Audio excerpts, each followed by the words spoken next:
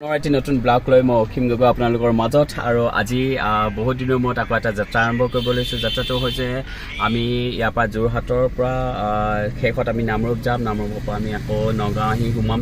গতিকে যাত্ৰাটো ক'ৰ পৰা ক'লৈ গোটেইখিনি ক'লোঁ, গতিকে কি কাৰণে আমি যাত্ৰা কৰিছোঁ সবিশেষ জনাই যাম। আপোনালোকে মোৰ ব্লগটো চাই যাব। Thank you. এইবোৰ দেখিছে খাদ্য, এইবিলাক দেখিবলৈ খাদ্য খুব টেষ্টি হয় খাবলৈ। আমাৰ দিগন্তই খাই আছে, আমাৰ সঞ্জীৱে খাই আছে, আমাৰ পুলকে খাই আছে।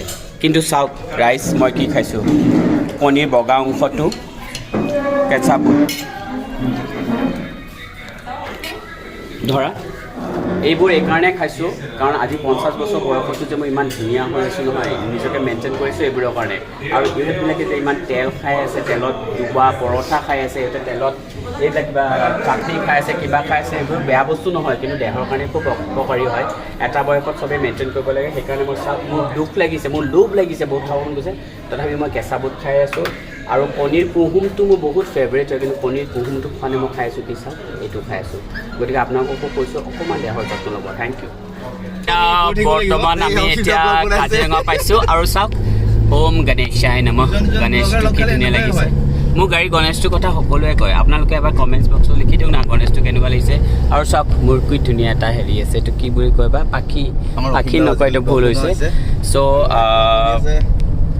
এইয়া আমি এতিয়া কাজিৰঙা পাইছোঁ আৰু কাজিৰঙাৰ গতিবেগটো কমাবলৈ অনুৰোধ জনালোঁ সঞ্জীৱক।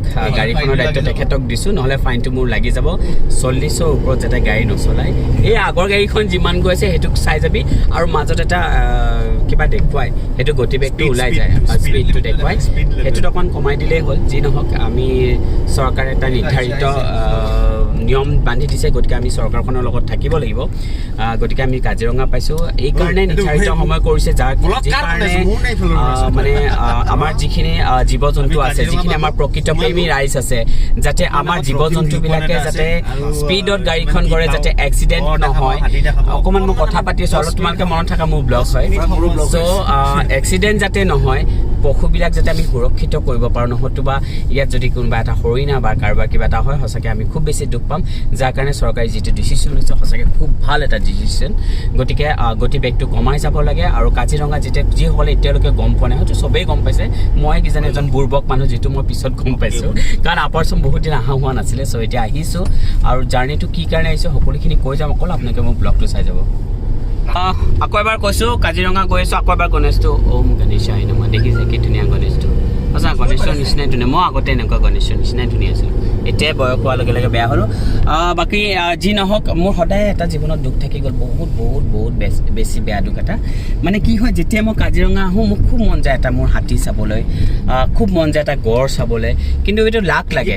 মই ইমানে মোৰ এখন ফুটা কপাল, যাৰ কাৰণে মই কোনোদিনে ইয়াত এটা না হাতী দেখিছোঁ। মই যেতিয়া ব্লগ কৰি থাকোঁ কিয় কথা পাতি থাকোঁ, মোক খং উঠি যায়। মানে সঞ্জীৱৰ ব্লগটো ইম্পৰ্টেণ্ট, মানে মোৰ ব্লগটো ইম্পৰ্টেণ্ট নহয়। ৰাইজ, মোৰ ব্লগটো ইম্পৰ্টেণ্ট দিব। সঞ্জীৱ কিঙক ব্লগটোত আপোনালোকে ছাবস্ক্ৰাইব নকৰিব। চ' মই ক'ব বিচাৰিছোঁ, মই যেতিয়াই আহোঁ তেতিয়া মই ইয়াত চাওকচোন, এটা না গড় দেখিছোঁ না হাতী দেখিছোঁ, অকল গৰু দেখিছোঁ। গৰুটো সদায় দেখিছোঁ, গৰু গাখীৰ খাই ডাঙৰ হৈছোঁ, মা গাখীৰ খাই ডাঙৰ হৈছোঁ, গৰু গাখীৰ খাই ডাঙৰ হৈছোঁ। কিন্তু আজিলৈকে মই এটা হাতী বা হৰিণা দেখিলে দূৰত দেখিছোঁ, হৰিণা এটা ক'ৰবাত, আৰু গড়টো ওচৰৰ পৰা দেখিয়ে পোৱা নাই। কিন্তু বিৰাট মন আছে। অসমতে জন্ম হ'লোঁ, কাজিৰঙা কিমানবাৰ আপ ডাউন কৰিছোঁ ঠিক নাই, কিন্তু আজিলৈকে মই গড় দেখা নাই। কিন্তু মই কাজিৰঙা ৰাষ্ট্ৰীয় উদ্যানখনত এবাৰ হ'লেও আহিম। গতিকে আপোনালোকে প্লিজ যিমান মোৰ ভিডিঅ'টো লাইক কৰিব, শ্বেয়াৰ কৰিব, তেতিয়াহে মই আহিব পাৰিম। গতিকে আপোনালোকে কিন্তু প্লিজ শ্বেয়াৰ কৰিব। আমি যোৰহাট আহি পালোঁ, মোৰ বৌহঁতৰ ঘৰত।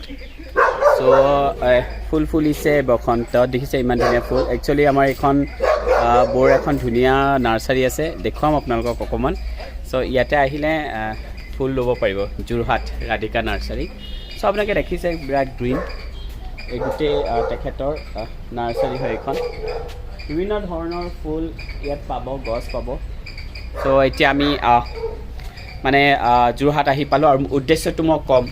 এতিয়া আমি বহুতৰ ঘৰত ধুনীয়াকৈ ভাত খাম। ভাত খাই পেলাই আমি 5 বজাত মিটিং আছে যোৰহাটত, সীমান্তৰ লগত মিটিং আছে। মিটিংখন এটেণ্ড কৰাৰ পিছত আজি মোৰ ইউটিউবৰ এইটো সমাপ্ত কৰিম গতিকে আপোনালোকে চাই যাব আৰু ভাততনো বৌয়ে কি বনাইছে সকলোবোৰ আপোনালোকক দেখাই থৈ যাম মই কিন্তু বেছি নাখাওঁ আমাৰ এই খোপা তিনিটা আছে খোপা তিনিটাই কি খাব সেইখিনি চাই ল'ব থেংক ইউ এতিয়া আকৌ ভাত খাব আৰম্ভ কৰিছে চাওক মই কৈছোঁ মানুহবিলাকে কিমান তেলযুক্ত মছলা খাইছে আমাৰ দিগন্ত এই অলপ আগতে ব্লগটো দেখুৱাইছিলোঁ খুৱাইছিলে আমাৰ এই পুলক গগৈ এই সঞ্জীৱে আকৌ নিজৰ ব্লগটো বনাবলৈ ট্ৰাই কৰিছে মই কৈছোঁ তেখেতৰ চেনেলটো ছাবস্ক্ৰাইব নকৰিব এই চাওক কিমান ভাত লৈছে সঞ্জীৱে দেহাটো কিন্তু একোৱেই নাই মোৰ ভাতকেইটা আপোনালোকে এবাৰ চাওকচোন অকণমান কম ভাত এখন মোৰ থাল কেঁচা চালাড লৈছোঁ মাংস 2 পিচমান বয়ে বনাইছে কাৰণে খাইছোঁ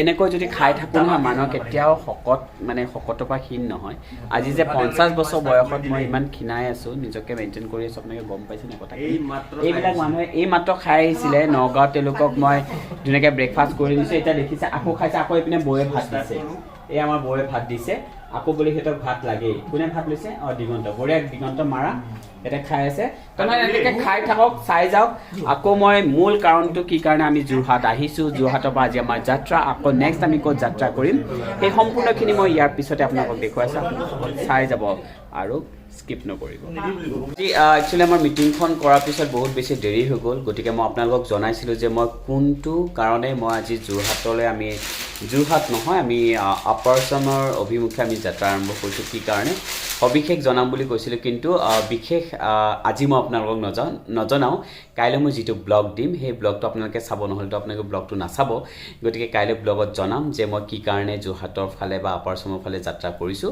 সবিশেষ জনাম গতিকে আপোনালোকে মোৰ ব্লগটো কিন্তু চাবই লাগিব আজি ব্লগটো মই এনেকৈ দিছোঁ কিন্তু কাইলৈ আপোনাক বেলেগ ব্লগ দিম থেংক ইউ